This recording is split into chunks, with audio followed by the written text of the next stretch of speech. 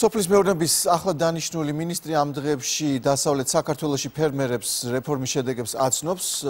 ჩვენც იქ ვიყავით და ვნახოთ როგორ აფასებს მთავრობა ამ სფეროში არსებულ სიტუაციას. აქვე დავამატებ, რომ კორუფციის ბრალდებით ამოწყების ჩინოსნები პატიმრობაში რჩებიან კვლავაც და ეს რეფორმას ერთგვარად ჭდილსაც აყენებს. თუმცა ახალი მინისტრი მიიჩნევს, რომ ის მაინც პოზიტიურად მიმდინარეობს.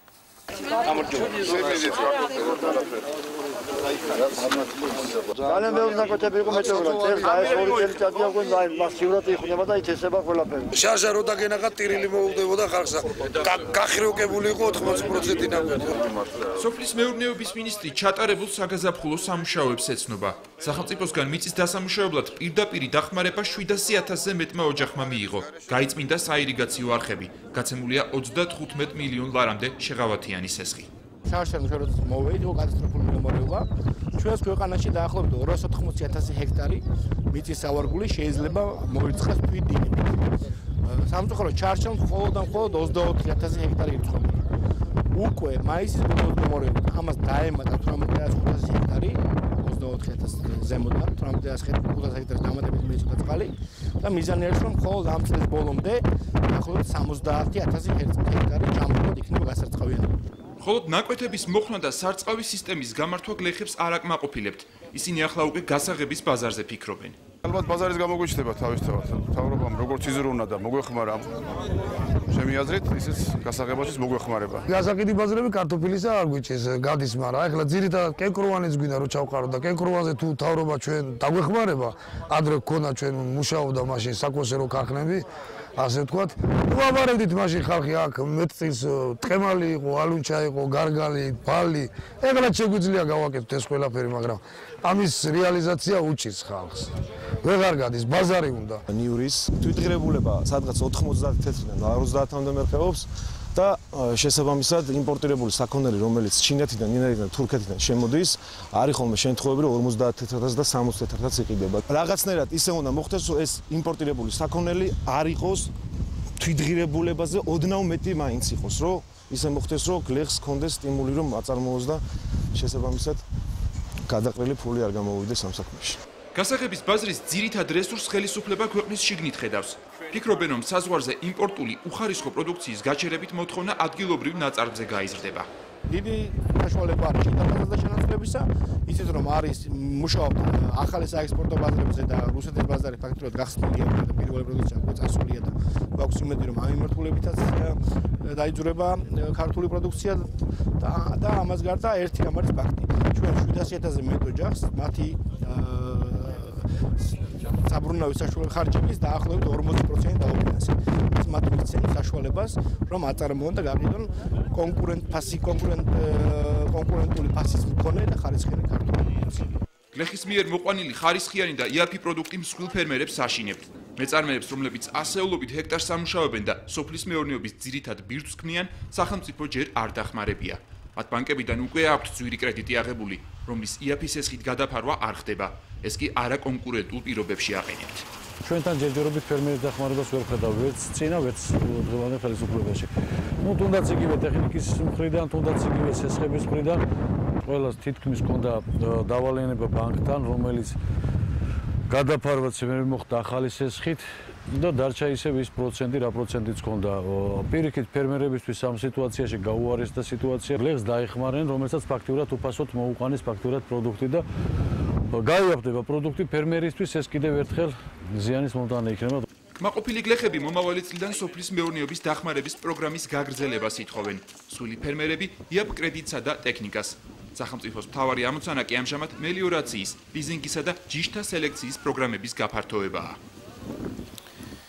ასე ხედავს მთავრობა და ფერმერთა ნაწილი აგროსფეროში რეფორმის პირველ შედეგებს, ხოლო როგორია ფერმერთა ასოციაციის ყველაზე მსხვილი გაერთიანების წევრთა შეფასება, ამაზე ახლა თემურ კობახიძე, ალგეთში მსხვილი ეკომწარმოებელი ისაუბრებს. მოგესალმებით ბატონო თემურ.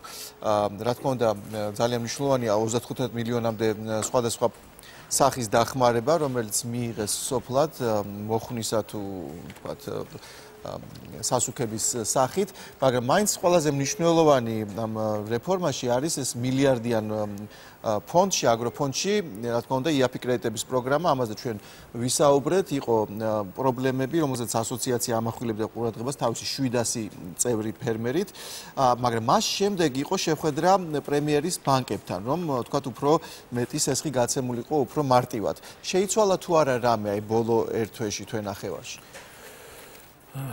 მოკლედ ვიტყვი, ფაქტიურად არაფერი არ შეცვლილა.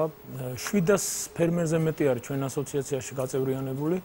სულ რამოდენიმე მაიღო შეღავათიანი აგროკრედიტი, ისეც მეორე კომპონენტში. ფაქტიურად ეს პროცესი ძალიან ნელი ტემპებით, ძალიან დიდი სირთულეებით მიმდინარეობს. მე ვეცდები, რომ ჩემ პრობლემებზე აღარ ვისაუბრო, იმიტომ რომ 2 თვის განმავლობაში მე-6 ეთერი არის საქართველოს სხვადასხვა ტელევიზიებით. ესე იგი სიტუაცია არის ესეთი. სოფლის მეურნეობის სამინისტრომ მოიხსნა პასუხისგებლობა აი ამ აგროკრედიტზე, მთლიანი დისკრეცია საკითხის გადაწყვეტისა, ეს იქნება ფინანსური საკითხი, იქნება ეკონომიკური საკითხი თუ პროექტის საინტერესოების საკითხი, გადაულოცა ბანკებს. ეს თავიდანვე ითქვა, რომ ბანკები იქნებოდა მთავარი შემფასებელი. მაგრამ ეფექტი აქედან ჩვენ ვერ მივიღეთ.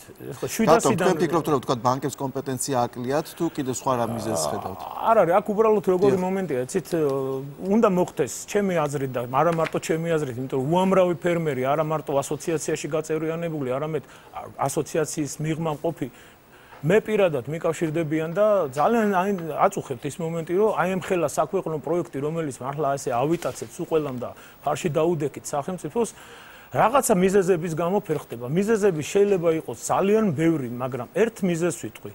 ეს მიდგომა, რასაც სოფლის მეურნეობის სამინისტრო აკეთებს, რომ ბანკებს აძლევს უფლებას ყველაფერი განსაზღვროს, თვითონ არ ერევა არაფერში, აბსოლუტურად. ბიზნესი ეს თემა არ ეხება მარტო იმ თემას, რასაც მაგალითად კონკრეტულად კრედიტის გაცემა ქვია. ესე იგი, მთლიანად ეს დემოგრაფიულ საკითხს ეხება, სოციალურ საკითხს ეხება, მათ შორის უბრალოდ ადგილზე უნდა ჩავიდნენ და ნახონ, რომ გაერკვიონ სპეციალისტები, მარტო ოფისებში კი არა. ანუ თქვენ მიჩნევთ მთავრობამაც უნდა დაუსახოს რაღაც პრიორიტეტები, მაგრამ მეორე საკითხია, რომ სტატისტიკა, რაც ბანკებმა თქვათ ხელმისაწვდომი გახადეს, დაახლოებით 12 მილიონი ლარის სესხია მაინც ამ პროგრამის ფარგლებში გაცემული. ვინ არიან ეს ფერმერები, მიმღებები ამ სესხის ძირითადად? მე ერთი ძალიან საინტერესო მომენტი მაქვს. ჩემი ბიზნესი ითვლება სტარტაპად და მე მივედი სააგენტოში და თხოვე ერთადერთი თემა რა, აი უბრალოდ მაგალითი მომყავს და თქვენთან მიხვდებით, რომ ერთი სტარტაპის ბენეფიციარის ტელეფონის ნომერი ან მისამართი მოეცათ. მითხრეს, რომ ეს არის დახურული ინფორმაცია, კომერციული საიდუმლოება და ამ ინფორმაციას მე არ მიმისწვდება ხელი. ეხლა რაც შეეხება სხვა საკითხს, მე მივესალმები, ვინც აიღო ეს სხვილი კრედიტები, მადლობელი ვარ, თქვა იგივე ბანკების, იმიტომ რომ აქ ამ ბაზარზე კონკურენცია არ არსებობს, იმიტომ რომ 80% სასურსათო ბაზარი ამჟამად ამ წუთში არის დაკავებული უცხოური იმპორტირებული საქონლით. მე ძალიან მიჭირს ამაზე ლაპარაკი, ძალიან დიდი მოლოდინი იყო. და ისეთი ფერმერები, არა მარტო სტარტაპის მქონე ფერმერები, არამედ უკვე მომქმედი ფერმერები, სამცხე-ჯავახეთში, მაგალითად ურაველში არის უნიკალური ფერმა არის ადამიანი და 300,000 ლარის ფარგლებში უნდა გაფართოვება ფერმის. 2 თვეზე მეტია ელოდება ბანკის გადაწყვეტილებას. ამ საკითხში უნდა ერეოდეს სახელმწიფო. მე მაგალითად ვთვლი, რომ აუცილებლად უნდა შეიცვალოს ეს მიდგომა, იმიტომ რომ ცალკე დისკრეცია ბანკებზე მიცემის, ეს უკვე იწვევს ჩვენში იმ თემას, რომ მე მაინტერესებს, ვინ განსაზღვრავს აგრარულ პოლიტიკას ქვეყანაში, სოფლის მეურნეობის სამინისტრო თუ საბანკო სექტორი. თქვენ როგორც ასოციაცია ხართ მნიშვნელოვანი ძალა ამ ბაზარზე და გაქვთ თუ არა რაღაც კონსულტაცია ამ ცდელობა, რომ თქვენი აზრი გაუზიაროთ, გნებავთ მთავრობას, გნებავთ პარლამენტში აგროს კომიტეტს. მე პირადად მე კი ვარ ასოციაციის წევრი, მაგრამ მე ვლაპარაკობ ჩემი სახელით და არა ასოციაციის სახელით. თქვენი თქვათ კოლეგა ფერმერებთან ერთად თუ მიგიმართავთ? მე პირადად, ესე იგი, ყველა საქმის კურსში მყავს ჩაყენილი. პარლამენტის აგრარული კომიტეტის საქმის კურსში არის. შემოთავაზებები 1000 სიტყვიერად, რომ აი სხვანაირად უნდა მიუდგეთ, ესე უნდა გაკეთდეს, სხვანაირად არის ეს საქმე. არ არის ესე მარტივად. ესე იგი, ის რაც კეთდება, ხო, საქვეყნოთ და რაც, რა ვიცი, სასწაული რაღაცები კეთდება, ამაზე მადლობის მეტი რა გაგვეთქმის, მაგრამ ეს სექტორი თუ არ განვითარდა, თუ არ გაჩნდა იაფი რესურსის ხელმისაწვდომობა ბაზარზე, უბრალოდ 700 ფერმერი, რომელიც ელოდება ამ კრედიტს, თვეებია უკვე ელოდება, პასუხს ვერ ცემენ. მე მაგალითად ხელი მაქვს უკვე ჩაქნეული, იმიტომ რომ არც ერთი ბანკი სტარტაპს არ მიფინანსებს და არც დამიფინანსებს და მე მაინც გავაკეთებ ამას, ყველაფერი, მაგრამ სხვებმა რა ქნან. გასაგები